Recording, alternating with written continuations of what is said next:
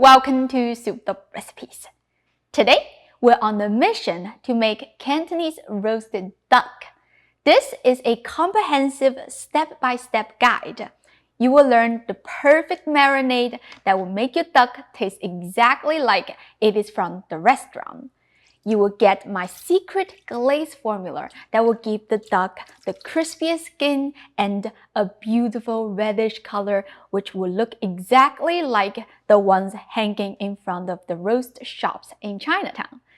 Imagine putting that on the dinner table. You'll get tons of compliments. Also, I will share a special onion stuffing that will make the duck meat extra juicy. You can apply this method to roasted chicken or turkey. Best of all, I include some of my failure examples and lots of tips and tricks that will improve your cooking skill to the next level. So let's get started. First, we will talk about the duck. Most likely, you will get it frozen from your local Asian grocery store. It's best to defrost it in the refrigerator so that the bird can thaw at a consistent and safe temperature. This process takes 36 hours, so you better plan your cooking ahead. Of course, if you're lucky enough to be able to buy fresh, non-frozen ducks, you don't have to worry about this process. Here's another thing that you need to pay attention to. There are usually two options available on the market. One is without the head and the other one is with the head. Ideally, you want to buy the head-on duck because for the headless one, they usually chop off the entire neck as well. That affects the air pumping process. Funny enough that we are not roasting the duck with the head on, so yes, we will remove it. But the difference is that you get to keep the neck, and that is important. You know, it's like blowing a balloon. You need to grip onto the long, narrow opening, otherwise you just can't inflate it. The wings and the feet burn fast while roasting, so I like to cut them off as well. They have a high collagen content, which is great for making stock. Rinse the duck thoroughly and set it aside for now. We will make a glaze, or what we call 脆皮水, which is also essential for creating that golden, crispy skin. In a saucepan, add 1 tablespoon of sugar, 1 tablespoon of maltose. These two sweeteners will caramelize while roasting, giving the duck that desired red and brown color. Continue by adding a 1/3 cup of vinegar. I'm using apple cider vinegar, but white vinegar will also work. 3/4 cup of Chinese cooking wine. Stir everything over medium heat. The mixture doesn't need to come to a boil. As soon as the sugar and the maltose are melted, turn off the heat and set it aside. Next, we're going to make a spice blend to give the duck a beautiful aroma. You will need 1 teaspoon of black peppercorn, 1 teaspoon of Sichuan peppercorn, half of a star anise, 2 small bay leaves, 1 small stick of cinnamon stick, 1 slice of dried ganchao, also known as licorice root. It has a sweet aftertaste which helps to balance all the spices. 2 slices of dried sand ginger. It has an intense peppery smell with a touch of camphor overtone, giving the Cantonese roasted duck that iconic fragrance. If you skip it, the roasted duck will lose its spirit. Last, a small piece of aged tangerine peel. This is optional. You will not ruin the duck if you skip it, but it does have a citrus aroma that I really like. Some of these ingredients may be hard to find around where you live. I'll link them in the description. You can check it out if you want to purchase them online. Toast the spices in the wok over low heat for a couple of minutes. Then blend into a fine powder. Let it go through a sieve to eliminate the stubborn pieces. Set the spice powder aside. We're going to put together all the seasonings. You will need 2 teaspoons of salt, 2 teaspoons of sugar, 1½ tablespoon of soy sauce, 1 tablespoon of hoisin sauce, 1 tablespoon of 柱侯 paste, 2 pieces of fermented bean curd. Last, toss in the spice mix that we just made and mix thoroughly. These are the brands of the seasonings that I'm using. I'll link them in the description. Bring the duck over and use paper towels to dab the excess moisture. Make sure you dry the inside as well so it doesn't dilute the sauce. Pour all the seasonings into the duck cavity and rub it nicely for a few minutes so that the flavor can deeply infuse into the flesh. The duck that I'm using weighs about 4 pounds after removing the head, innards, and feet. You have to adjust the amount of seasonings proportionally based on the weight of the duck. Set the duck aside. We're going to make the special onion stuffing. Add a generous amount of oil to the wok, along with some ginger slices and 2 tablespoons of minced garlic. Here is 1 sweet onion that I finely diced. Stir over medium-low heat until the onion is soft and translucent. Some of you may wonder, what is the point to saute it if it's going to be cooked in the cavity anyway? Unlike other roasted ducks, the Cantonese style features a flavorful soup inside the cavity, which not only makes the duck extra juicy, but also it is great for dipping and drizzling all over the rice. If you don't pre-cook it, the onion will not turn into a soup because the roasting time in the oven is not long enough. The onion looks soft enough. Bring the duck over and stuff the sautéed onion into the cavity.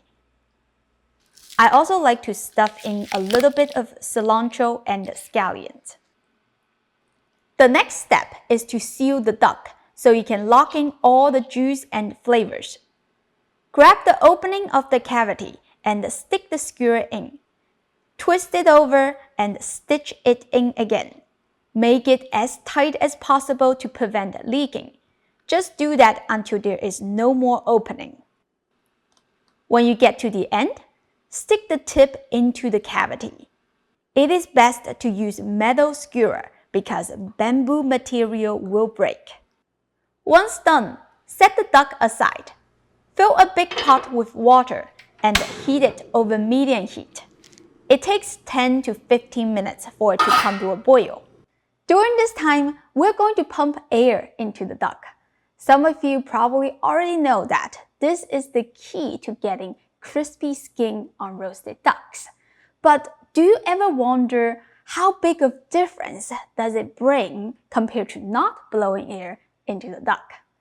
In one of my tests, I accidentally poked the skin on one side of the chest. Trust me, I was so sad, but I decided to go with it anyway. However, I could not inflate it properly because the air was leaking out through that hole. I had to put my hands on it and apply pressure to stop the air from escaping. So the duck ended up that all the area are properly inflated, except the part that I put my hands on. When the duck came out of the oven, I realized that this is going to be the perfect example to show you the difference. The non-inflated area was low and dense, while all the other area was airy and puffy. It may not look evident from the camera, but the texture differs significantly. Also, the broken skin causes the moisture to leak out constantly while baking, so your duck will be less juicy. Now you know how important it is. Let's start pumping the air. I am using a portable tire inflator with a nozzle adapter. It might look a little bit strange, but that is what I have. Wrap the tube with plastic film so I don't dirty the duck or the inflator. Stick the nozzle into the neck under the skin. Hold it tightly to seal well. Then start pumping air until the whole duck is inflated. During this process, you may find that the air is leaking through the cavity. That is pretty normal. You have to hold it as tight as you can so the duck can inflate more. You want to see the air is filling up the entire chest, separating the skin and the fat. That is good. Here is a small tip. I like to tie the neck with a kitchen twine to retain the air. Now, we're going to immediately blanch the skin to stabilize the shape. That's why I boiled a pot of water ahead of time. We're going to do this in the sink so you don't make a mess. Place the duck in the sink, breast side up, and use a big cup to take the hot water and pour it onto the skin. The heat will stretch the skin, making it tight and smooth. When you do the back, grab the neck and try not to put the pressure on the chest because we want to keep it nice and airy. Some recipes will directly drop the duck into the boiling water to blanch the skin. Do not do that because you risk overheating it, causing the duck fat to render out. The grease will prevent the glaze from attaching evenly, and your duck will end up with an uneven color at the end. Rinse the duck under running water to prevent it from overheating. Now we're going to remove the rack and pour out all the water. Bring the glaze and drizzle it all over the duck. I put a tray under so you can collect the glaze and reapply it onto the duck to make sure every part of the skin is covered. Once done, place the duck onto a rack and dehydrate the skin until completely dry. I'm using a dehydrator. Set it to the lowest temperature for at least 6 hours. If you don't have a dehydrator, some people recommend leaving the duck in the refrigerator uncovered overnight. You can do that, but the end result is not as good as using a dehydrator. 6 hours later, this is how the duck looks. The skin is completely dried. It feels kind of like plastic. That is exactly what we want. Just in case you ask, I put a small dish under the back so the chest will have a beautiful shape for presentation. This is totally optional though. The last step is roasting. Preheat the oven to 360 degrees Fahrenheit. Wrap the baking pan with tin foil for easy cleaning. Place the duck on the baking rack, breast side up, which is the side that I want to keep for the perfect presentation. So I will not flip the duck during the roasting. Therefore, it's very, very important to lift the duck with an extra steamer rack. Then there will be plenty of space between the duck and the baking pan, allowing better air circulation. Without this trick, the back of the duck would just be less charred. The cooking takes 2 steps. The first step is to bake the duck in a 360 degrees Fahrenheit oven for 20 minutes. The purpose is to allow the high heat to build that beautiful golden red color on the skin. Then the second step is to lower the temperature to 320 degrees Fahrenheit and continue to roast the duck for another 50 minutes. If you keep the heat on high the whole time, the skin will burn before the inside gets cooked. For your reference, my duck weighs about 4 pounds, and that is after I remove the head, wings, and feet. You have to add 15 more minutes to the second step for every extra pound. However, every oven is different, so you do want to keep an eye on the duck and adjust the timing using your own judgment. Alright, we're ready to take the duck out of the oven. Look at that. It came out so perfect. I love that desired golden brown color. It's just stunning. Before serving, pull the skewer out and use a bowl to collect all the onion duck juice. Let it go through a strainer. You can use this sauce to drizzle over the duck and rice. Now you can start cutting it to serve. It smells so good too. My mouth is watering. Choose your favorite part, a leg or the chest meat. Then serve with white rice and blanched greens. Drizzle the flavorful sauce all over. That right there is a classic Cantonese takeout. I used to eat it all the time. Oh, let me take a bite of the skin because I want to show you how crispy it is. Hear that? Just follow my recipe and you can roast a perfect duck at home too.